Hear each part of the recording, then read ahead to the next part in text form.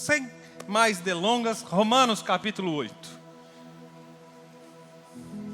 Romanos capítulo 8, nós vamos ler a partir do versículo 31. Esse é um dos meus capítulos preferidos das Escrituras. Aliás, Romanos é o livro que eu mais gosto, porque é um livro, eu considero muito completo, muito doutrinário, profundamente teológico. Para vocês terem uma ideia, eu tenho um livro só sobre esse capítulo de Romanos, só sobre Romanos 8, um livro de mais ou menos uns 3 dedos de grossura, apenas tratando desse capítulo. É algo muito profundo, e nós vamos aqui dentro do nosso tempo tentar destrinchar um pouquinho daquilo que Paulo ensina. Romanos 8:31, vamos lá. Que diremos, pois, diante dessas coisas? Se Deus é por nós, quem será contra nós? Aquele que não poupou seu próprio filho, mas o entregou por todos nós, como não nos dará com ele e de graça todas as coisas? Até aqui por enquanto. Primeiro esses 2 versículos, vou tentar trabalhar de forma bem expositiva hoje. A começar pela primeira frase do versículo 31. Paulo está perguntando: que diremos, pois, diante dessas coisas? Então uma pergunta inteligente é: de que coisas Paulo está falando? Que diremos, pois, acerca do quê?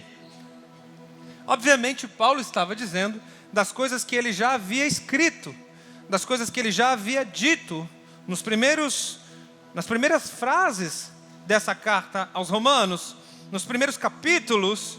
Então nós vemos que Paulo, como eu falei com vocês, ele constrói muita teologia aqui em Romanos. Então ele começa falando a respeito do pecado do homem, a respeito da separação que houve entre o homem e Deus por causa do pecado, e ele traz uma problemática, que é exatamente essa separação. O homem não pode se salvar por suas próprias obras, por causa do pecado. Então a gente tem alguns versículos clássicos, conhecidos de quase todos vocês. Por exemplo, em Romanos 3:23, Paulo diz assim: todos pecaram e destituídos estão da glória de Deus. Existe um outro versículo muito conhecido, que é o versículo 23 do capítulo 6 de Romanos. Paulo diz assim: o salário do pecado é O salário do pecado é a morte. Então Paulo vem ensinando acerca da doutrina do pecado e dessa separação. Mas ele não apenas traz o problema. Paulo não traz apenas o cenário ruim, mas ele traz também a solução. Então é dessas coisas que ele estava falando. No versículo 24 do capítulo 3, Paulo diz assim: nós somos justificados gratuitamente pela sua graça. Aí Paulo diz assim, esse aqui é muito famoso, Romanos 5:20, Paulo diz assim: onde abundou o pecado, superabundou a graça. Então ele traz a solução. Eu estou citando apenas os versículos, mas ao longo de todo o texto, ele descreve o problema e a solução para o problema. Então ele começa aqui o capítulo 8, obviamente. Naquele tempo Paulo não escreveu por capítulos, essa separação veio a haver muitos séculos depois. Mas aqui para nós no capítulo 8, versículo 1, ele começa dizendo assim: portanto, agora, nenhuma condenação há para aqueles que estão em Cristo Jesus.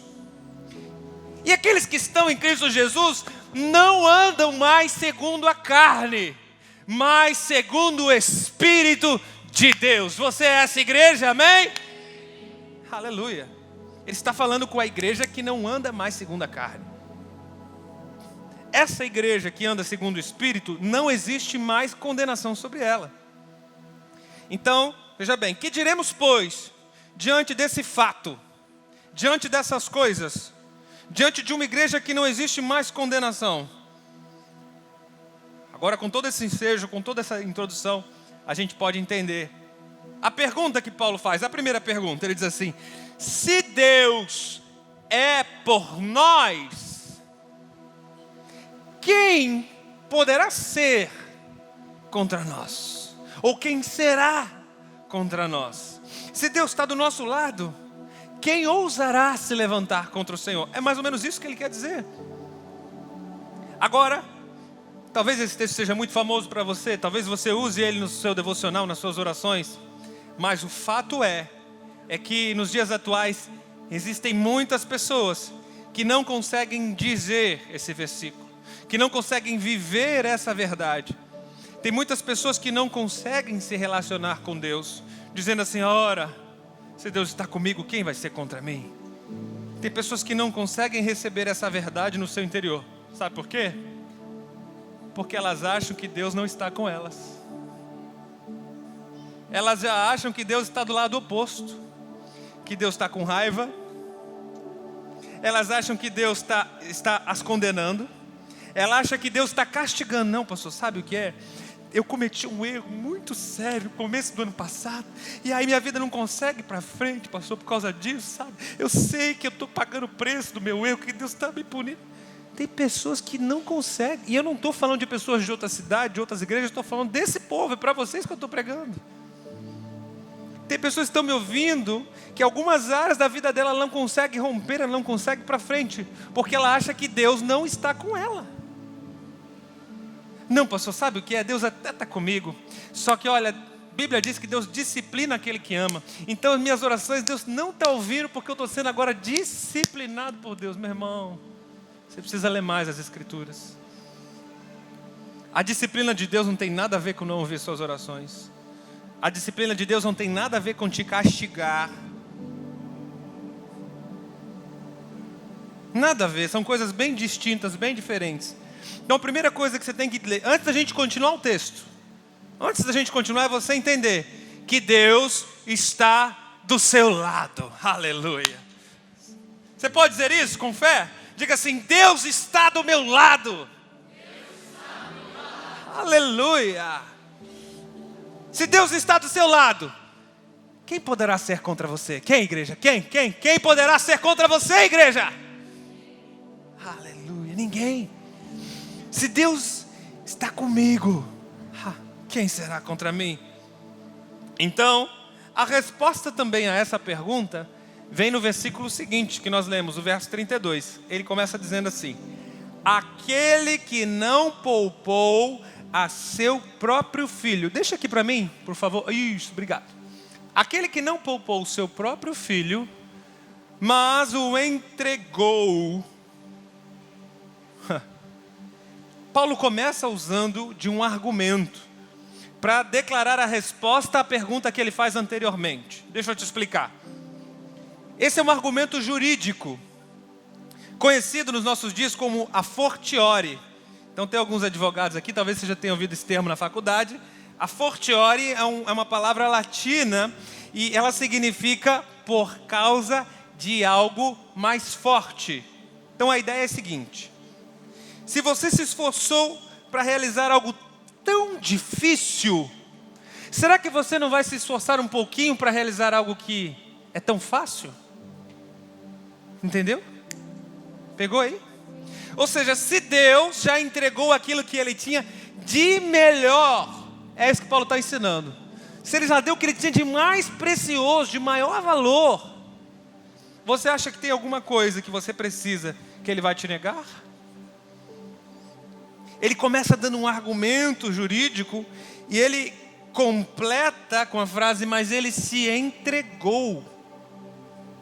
Esse entregou também é uma palavra jurídica que significa entrega para execução penal. Então, o que Deus fez com Cristo, Ele entregou Jesus para ser executado judicialmente, legalmente. Ele estava pagando o preço que estava, o pecado que estava sobre nós. Isso é tomar o nosso jugo. Então Deus o entregou para ser punido legalmente. Entende, igreja? Aí ele completa: como não nos dará, juntamente com Ele, de graça? Perceba. Quando a palavra diz que Deus o entregou, está dizendo que Cristo, Ele foi intencionalmente deixado pelo Pai nas mãos do poder da morte.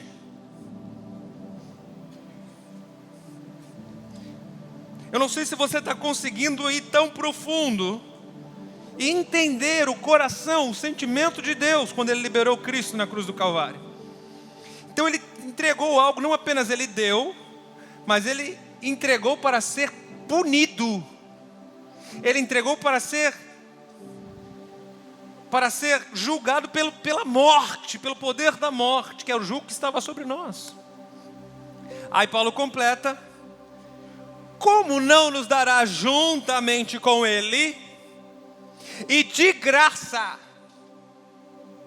90% das coisas? Não é isso?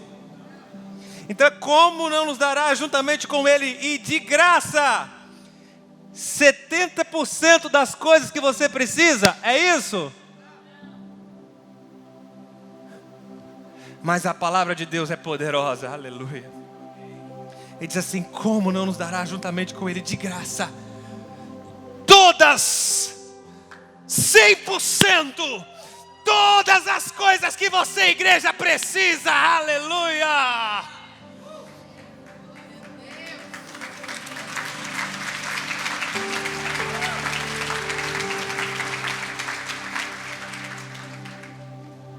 Aí você diz assim: pastor, mas a verdade é que eu só estou vivendo ainda nos 70%. Ah, pastor, eu estou orando há tanto tempo, já faz tantos anos que eu estou orando por uma determinada coisa. A condição para esse versículo é muito clara. São só duas. Primeiro, você tem que estar juntamente com Ele. Então talvez, se você ainda não tenha recebido tudo que precisa, talvez é porque você não esteja juntamente com Ele.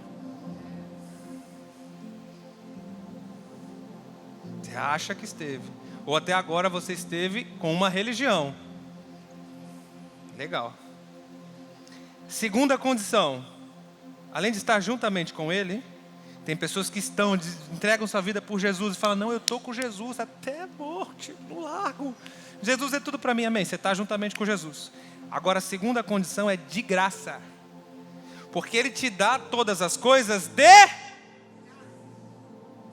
Então por que é que você tem insistido nos seus méritos próprios? Porque enquanto você insiste em caminhar com os seus próprios méritos, você não vai conseguir viver todas as coisas.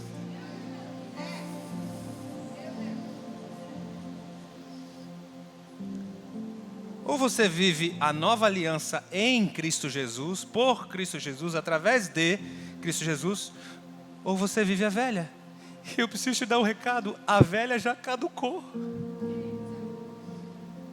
Deus não vive mais essa aliança com ninguém. Você está vivendo até agora a velha aliança com uma religião, mas não é com Deus não, filho. Desculpa ser tão sincero para você, mas é o que a Bíblia diz.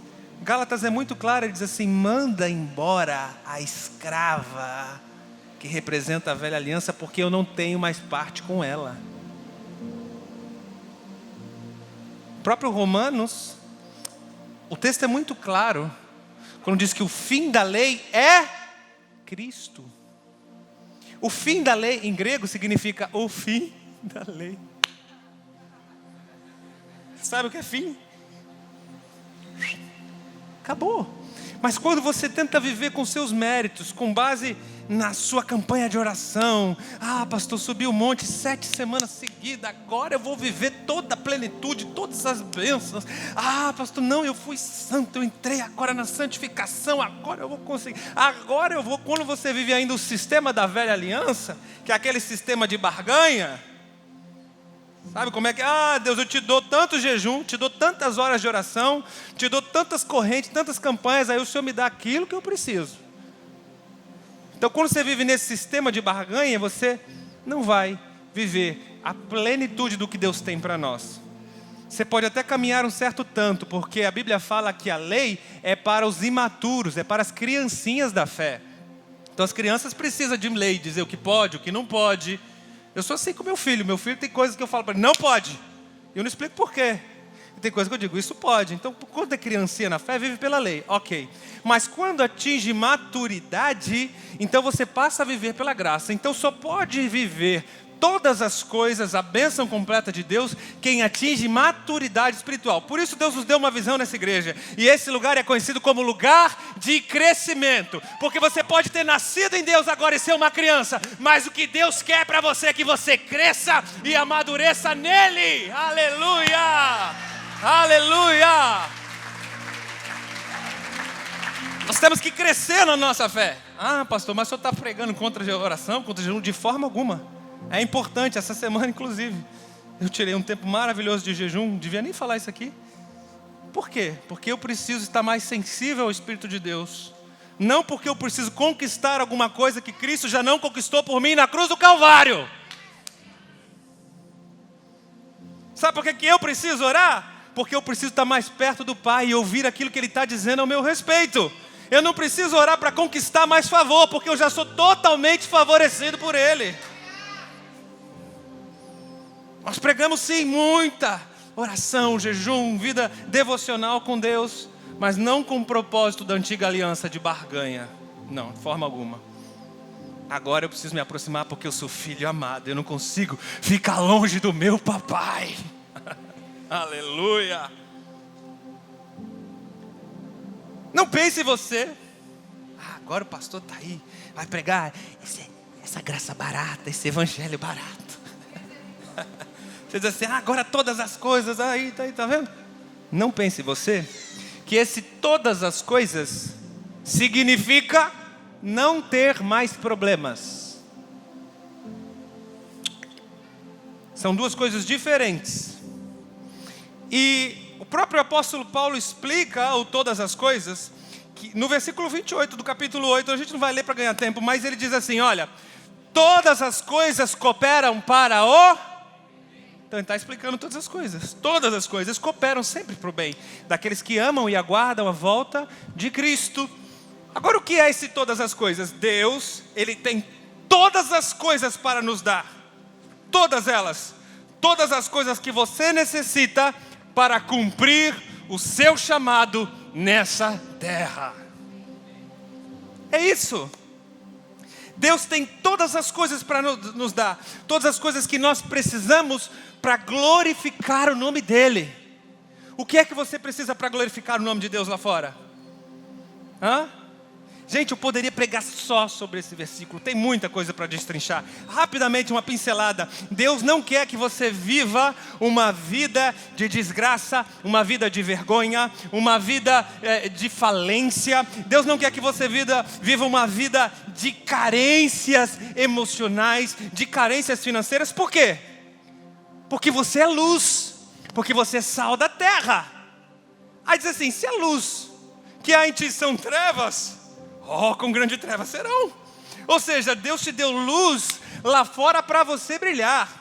O mundo tem que olhar para você, ele não pode ver um endividado, ele não pode ver um depressivo, um cabisbaixo, um homem que só vive murmurando na vida. Ele tem que olhar para você e ver o reflexo de Jesus na terra. Ele tem que olhar para você e ver uma pessoa feliz, amada e amável, uma pessoa que reflete a grandeza do Criador. Então é todas as coisas. Quais são todas as coisas que Deus tem para nos dar? Todas as coisas que servem para glorificar o nome dEle. Todas as coisas que servem para você cumprir a vontade dEle na terra. Agora, isso não quer dizer que você está isento de problema. Inclusive, alguns versículos depois, Paulo vai falar. Vamos lá. Vamos para o versículo 33, vamos lá. Ele diz assim, quem fará alguma acusação contra os escolhidos de Deus? Resposta, é Deus quem o justifica. Aleluia. 34. Quem os condenará? Resposta, foi Cristo Jesus que morreu, e mais, que ressuscitou e está à direita de Deus, e também intercede por nós. 35. Quem nos separará do amor de Cristo? Resposta, será a tribulação? Será a angústia? Será a fome? Será a nudez? Será o perigo? Ou será a espada? Só esse versículo aqui já diz que você pode até passar por situações assim, de tribulação, de angústia, passar, não é viver nela.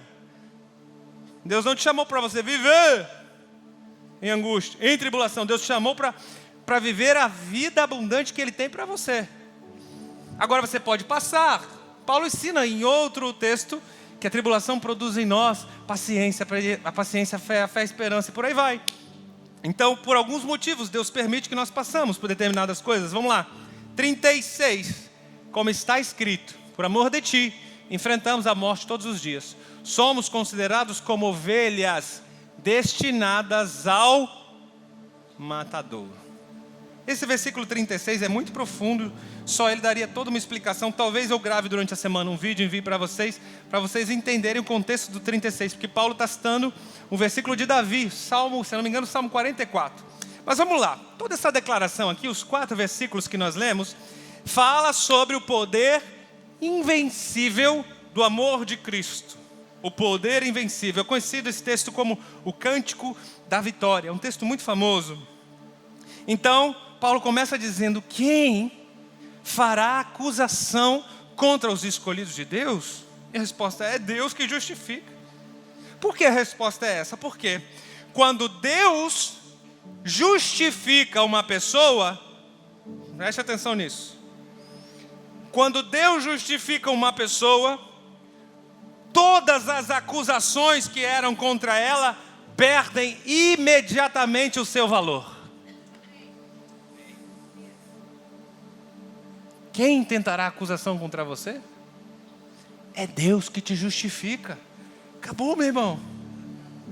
Acabou. Ah, pastor, mas levantou, ora por mim, pastor. Levantou o acusador, levantou agora. Irmão, a resposta para isso aqui é Deus que te justifica. Acabou. Quando Deus te faz justo pela obra da graça, ninguém pode te acusar de nada. Mas, quando você tenta ser justo pelas obras da lei, pelo mérito próprio, então você acaba se sentindo condenado. Quando você tenta lidar na força do seu braço, do seu jeito, agora eu vou vencer, agora eu fiz, agora é aquilo. Então você se sente cada vez mais pressionado, cada vez mais condenado. Nunca é suficiente, sempre precisa um pouco mais. Não, agora 1 hora de oração não é suficiente, eu tenho que orar 1h30. Não, 1h30 não é suficiente, agora eu tenho que orar 2 horas. E você fica numa constante luta para agradar a Deus, porque você sempre se sente condenado. Você sempre se sente acusado. Você se torna então um condenador de si mesmo e um condenador de pessoas. Porque você não entende a justiça de Deus em Cristo Jesus. Aí ele vai no versículo seguinte: quem os condenará? Falando sobre esse assunto, sobre condenação. Resposta: foi Cristo Jesus que morreu. Tem gente que continua condenando pessoas e se autocondenando porque acham que você tem que pagar o preço. Não, pastor, tem que morrer, tem que... é isso, é aquilo... Não entende? Paulo disse, foi Cristo que morreu. Para que você vai pagar o preço que Cristo já pagou? Você pode passar a vida inteira tentando pagar o preço, irmão. Você não vai conseguir. O que Cristo pagou foi muito alto, foi um valor inalcançável para qualquer homem que possa existir na terra. E aí o verso 35 começa a declaração poética de Paulo: quem nos separará do amor de Cristo Jesus? Paulo, preste atenção, ele dá várias forças externas. Quando ele começa a lista, será a tribulação, será a angústia, será a fome, a nudez, são fatores externos, nenhum fator interno. Vamos começar por esse princípio. Vamos falar dos dias atuais. Hoje, no nosso planeta, existem várias forças externas. Estou tentando contextualizar esse versículo aqui. Hoje existem várias forças externas que tentam nos separar do amor de Deus. Tentam nos separar. Rapidinho, vamos dar um exemplo aqui no mundo atual. Você pega países do Oriente Médio, países orientais, na sua grande maioria. Eles tentam separar a gente de receber o amor de Deus através de sanções do governo, através de leis, através de políticas, através da economia, através do exército, através da força policial. E no mundo ocidental, existem também forças que tentam nos afastar, são diferentes do mundo oriental. As forças aqui no Ocidente são as forças da mídia, da imprensa, são as forças dos grupos sociais. Vai dizer que você nunca foi achincoalhado, nunca foi vítima de, bullying, alguma coisa, nunca zoaram com a tua cara porque você vai na igreja, porque você é fiel ao Senhor, porque você tenta se aproximar mais de Deus. Então, por exemplo, pergunta, quem aqui está estudando em universidade? Quem aqui está estudando? Por favor, levante uma de suas mãos. Aí, algumas pessoas estão estudando. Irmão, vai ser filho de Deus lá numa universidade. Declara a sua fé na universidade para você ver como você é achincoalhado. Mas graças a Deus, Deus tem levantado jovens aqui, que eles estão levando o poder do Espírito Santo. Em todas as universidades de Joinville são chamados Deeper, amém? Temos que orar mais por essas pessoas, para Deus empoderá-las cada vez mais, para Deus encher de fé, de motivação, para ser luz lá nas universidades. Por quê? São grupos sociais, de pseudos intelectuais, é a camada que pensa, que forma opinião, né? Então, lá na camada que forma opinião, você não pode ser Cristo lá. Você não pode falar do seu amor de Jesus. Então, são forças externas que tentam te afastar. Por isso, Paulo diz assim: quem nos separará do amor de Deus? Aí ele dá a lista de forças externas. Hoje, no mundo ocidental, tem uma grande força externa. Talvez essa seja a maior delas, que tenta nos afastar do amor de Cristo, chamada religiosidade. A religiosidade separa, a religiosidade afasta, condena, acusa, aponta, envergonha. Centenas, milhares, milhões de pessoas estão longe dos caminhos de Deus, porque um dia passaram pelo processo doloroso da vergonha dentro de uma igreja. Isso é muito, muito triste. Então, Paulo diz assim: nenhuma força externa poderá te separar do amor de Deus em Cristo Jesus. Preste atenção, não é a tribulação, nem a angústia, nem a perseguição, nem a fome, nem a nudez, nem o perigo, nem a espada. Nada que é externo pode nos separar do amor de Deus em Cristo Jesus. Mas existe uma pessoa na terra que pode te separar desse amor. E não é o Satanás. Existe uma pessoa que pode te impedir, te bloquear, de receber o perfeito amor que Deus tem sobre sua vida. Essa pessoa se chama você mesmo. Você é o único capaz de se bloquear. Por quê? Porque Deus não vai te violentar com o seu amor.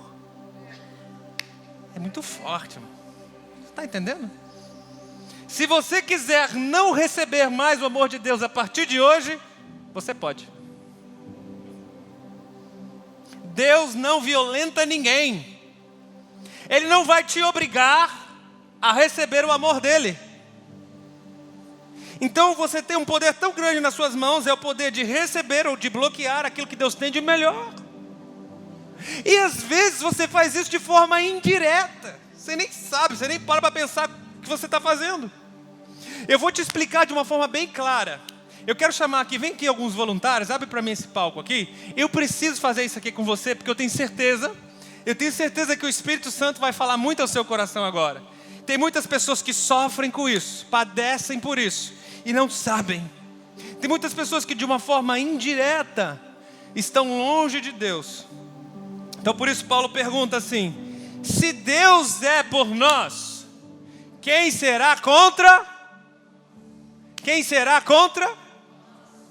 Se Deus é por nós, ou seja, se Deus está do meu lado, quem vai ser o meu acusador? Vem cá, vem cá. Vem 3 pessoas aqui, isso, vem cá, pode ficar aqui. Vem os 3 aqui, isso, vem cá. Então eu estou do lado de Deus, esse aqui já deu para perceber, né? Ó. Esse aqui. Jesus, bonito. Né? Vem mais para cá, vem mais para cá. Imagine você que a gente tem uma linha aqui separando. 2 lados. Somos em 2 lados. Então Paulo está dizendo assim, se Deus é por nós, se Deus está do meu lado, se Deus está do lado de cá, quem que vai ousar ser contra eu e Deus? Quem que vai ser contra a igreja do Senhor Jesus, se Ele mesmo disse que as portas do inferno não iam prevalecer contra a igreja? Quem vai ser contra nós? Quem é o teu acusador? Quem é que está do outro lado, apontando, atirando pedra? Quem é que está te ofendendo? Quem é que está te dando medo do outro lado? Quem é? Será que do outro lado, aquilo que está te acusando é o teu casamento? Ah, pastor, meu casamento está me envergonhando. Eu estou quase divorciando da minha mulher, eu estou quase separando. Ah, pastor, família é tão importante para mim. Quem está do outro lado? Quem está do outro lado? Te amedrontando? Será que é o coronavírus? Isso aqui é o coronavírus. Está lançando na TV lá? Está lançando lá na TV? Lança lá na TV, filma aqui direitinho. Quem que está te dando medo? Quem que está do outro lado te afrontando? Dizendo, eu vou pegar ele, eu vou pegar ele, eu vou pegar ele. Como é que é o nome? É Covid o quê? Covid alguma coisa, né? Não dá para ligar a TV, irmão. Só vai falar disso aqui agora. Quem será que está do outro lado te afrontando? Te acusando? Será que é a crise econômica? Não, pastor. A bolsa caiu como nunca. O dólar bateu mais um recorde. Pastor, minha empresa está quase falindo, o negócio está quase quebrando, está quase fechando. Quem que está do outro lado está te acusando? Paulo diz assim, se Deus é por... Agora o X da questão é que tem pessoas que colocam o lugar de Deus na família. Então ele diz assim, se Deus é por nós, mas o Deus dele é a família.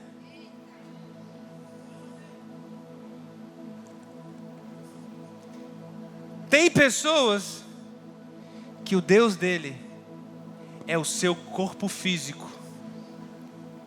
Gasta horas, horas, horas e mais horas pela boa conservação do corpo. E o corpo acaba se tornando o seu Deus. Mas se Deus é por nós, de qual Deus você está falando? Agora tem pessoas que o seu Deus é o dinheiro. Pastor, eu consegui todas as minhas reservas financeiras e eu vou alcançar o 1º milhão. E agora está a modinha do 1º milhão, né? Eu vou ter o 1º milhão para conseguir minha liberdade financeira, para crescer e evoluir. E a pessoa acaba tornando isso uma meta tão audaciosa que ela sobe para o primeiro degrau. O altar da vida da pessoa acaba sendo o dinheiro. Ela entregou a sua coroa, ela entregou o seu altar a quem não devia. Aí ela quer dizer, se Deus é por nós, de qual Deus você está falando?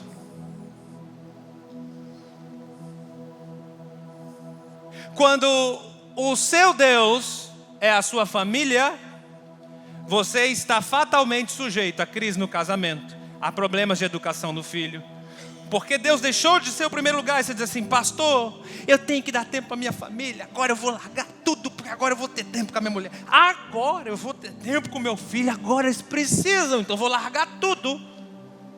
E você acaba, sem querer, de forma indireta, entregando a coroa, o altar da sua vida para outro Deus. Você é assim, pastor, agora eu me encontrei, estou feliz, produzindo serotonina, endorfina, todos os finos, porque agora eu estou cuidando do meu corpo, e o meu corpo vai ser cada vez melhor, estou me alimentando bem, perdi 89 quilos em 3 meses, né? Não tem um amém aí, Jesus? Não, em 79 a pessoa seca, né? Não, e agora quando o seu Deus se torna o seu corpo, você faz daquilo um altar, Aí mora o problema. Fatalmente o sujeito, a tudo aquilo que padece no corpo, ao coronavírus, etc. e tal, você vai viver uma vida com medo. Você vai viver uma vida devota ao corpo. Você vai viver uma vida que muitas vezes vai ser mais importante a sua dieta do que o seu tempo com Deus. Agora tem pessoas que a sua vida é o dinheiro. E aí quando o seu Deus é mamon, meu irmão, quando o seu Deus é o dinheiro, Então Deus diz assim, a Bíblia diz assim, o amor ao dinheiro é a raiz de todos os males. O amor quer dizer, você colocou o dinheiro no lugar que não deveria. Todas essas três coisas são importantes, são. Eu prego, enfatizo e falo sobre a importância de todas essas coisas estarem convergindo para gerar um bem-estar em você. Todas essas coisas são importantes e nós temos que dedicar tempo a todas elas. Todas, ao corpo, à família e ao dinheiro. Eu poderia citar aqui mais 5, 6, 7, 8, vários exemplos, vários pontos, várias áreas da nossa vida que nós estamos endeusando. Só que a palavra que eu tenho para você é o Salmo 135. Salmo 135, versículo 18 diz assim: aqueles que fazem ídolos e neles confiam são exatamente iguais a eles. Então, a partir do momento que eu torno o dinheiro o meu ídolo, eu vou me tornar exatamente igual ao dinheiro. Entra de modo fácil, sai de modo fácil. Eu vou me tornar exatamente sujeito às crises. Quando houver crise econômica e financeira, eu vou entrar na crise. Aqueles que fazem ídolos, diz a Bíblia, se tornam exatamente iguais a ele. Então, quem você está colocando a sua coroa? A quem você está entregando no primeiro lugar da sua vida? Porque se você entrega para a pessoa certa, se você está do lado certo, entregando a coroa, o altar da sua vida para a pessoa certa, sabe o que acontece com a sua família? Vem cá. Toda a sua família se rende aos pés do Salvador. Quando você entrega a sua coroa ao altar, o primeiro lugar da sua vida, sabe o que acontece com o seu corpo, com a sua saúde física? Toda ela se rende aos pés do seu Salvador. E quando você entrega o primeiro lugar da sua vida, o altar, número 1, inabalável, inacessível, é o Senhor Jesus. Toda a sua finança, sua carreira, sua vida profissional se rende aos pés do Senhor. E aquilo que estava contra você, agora está do seu lado. Aquele que era o seu adversário, agora está do lado certo, igreja. Aí, você pode dizer igual a Paulo. Vem cá vocês, vem cá. Você pode dizer a Paulo assim, igual a Paulo. Você pode abrir a sua boca e vai dizer: se Deus, igreja, se Deus é por nós, quem será contra nós? Aleluia! Glória a Deus! Obrigado, queridos, obrigado. Não existe crise que te afunde. Não existe depressão financeira que te derrube. Não existe problema, será tribulação, será angústia, será perseguição. E ele fala de problemas físicos, a fome, a nudez, problemas que atacam o corpo físico. O que vai ser que vai te afetar? Nada, diga assim, nada. Mais forte, diga assim, nada poderá me separar do amor de Deus em Cristo Jesus. Nada, aleluia.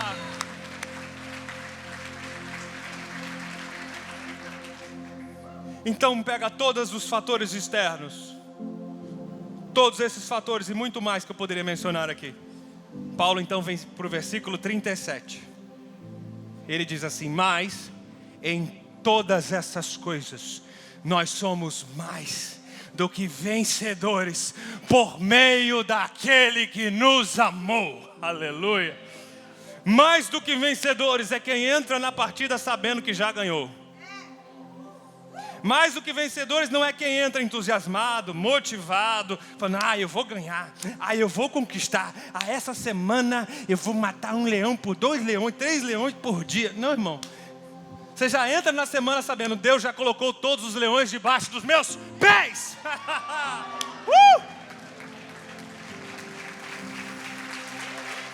Mas em todas essas coisas nós já somos mais do que vencedores. 38.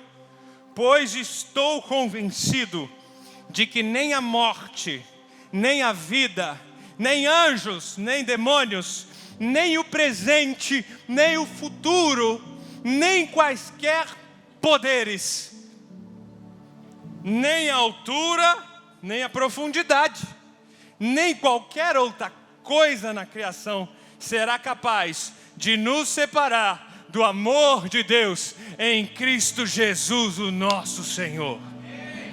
Você é tão importante para Deus. Você é tão importante para Deus que nada na criação, nenhuma criatura, nada que foi criado por Deus poderá te separar do amor de Deus em Cristo Jesus. Nem os anjos, nem os principados, nem potestades, nem nenhum outro ser, nem nada que foi criado poderá te afastar do amor de Deus em Cristo Jesus. Agora, preste atenção. Você precisa estar convicto dessa verdade. Paulo diz assim: o justo viverá pela... E se retroceder, a minha alma não se agradará dele. Existem algumas pessoas aqui que ao longo do seu caminho com Jesus, você retrocedeu. Tem algumas pessoas aqui que por um tempo, seja pela religião, seja por suas próprias decisões erradas, você se afastou do caminho de Deus. Então você deixou de viver pela fé e você se afastou. A religião aí te chama de desviado. Você por um tempo se desconectou da igreja, por desilusão, por experiências negativas. Mas hoje Deus te trouxe a esse lugar para restaurar o seu relacionamento com Deus. Eu quero orar por você. Eu quero orar por você que hoje